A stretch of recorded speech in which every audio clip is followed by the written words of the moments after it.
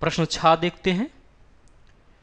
यह प्रश्न भी भारत के सामान्य भौतिक भूगोल से प्रश्न है और रिट्रीटिंग मॉनसून या लौटते हुए मॉनसून, वापसी करते हुए मॉनसून के संदर्भ में यह बात करता है।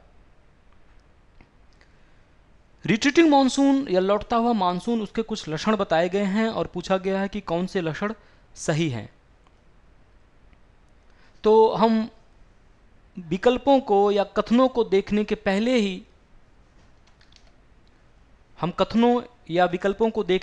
ही लौटते हुए मॉनसून के कुछ लक्षण या कुछ फीचर्स देख लेना चाहते हैं।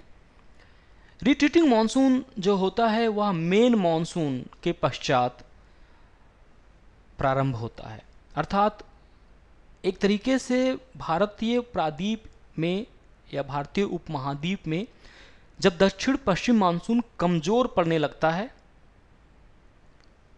वर्षा ऋतु समाप्त हो जाती है, शरद ऋतु का प्रारंभ होता है, आप कह सकते हैं ऑनसेट ऑफ विंटर, अर्थात अक्टूबर के मास में, तब रिट्रीटिंग मॉनसून का आगमन होता है। तापमान में गिरावट दर्ज की जाती है,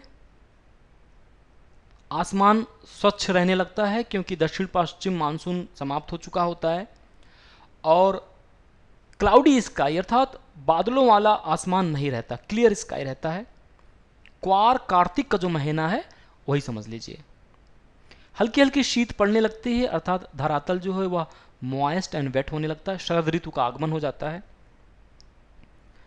और टेम्परेचर में, तापमान में जो गिरावट हो रही होती है वो एक तरीके से अक्टूबर हीट को जन्म देती है।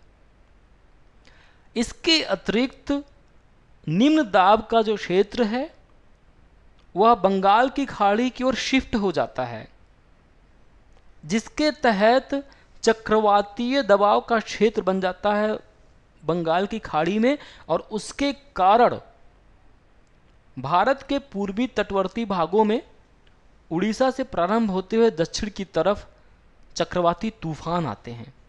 यह कुछ लक्षण है लौटते हुए मानसून का। और फिर अक्टूबर के पश्चात नवंबर दिसंबर में यह तमिलनाडु के तट, अर्थात जिसे कोरोमंडल तट बोलते हैं, भारतीय पूर्वी तट का दक्षिण भाग कोरोमंडल तट कहलाता है, उस पर भारी वर्षा कराता है।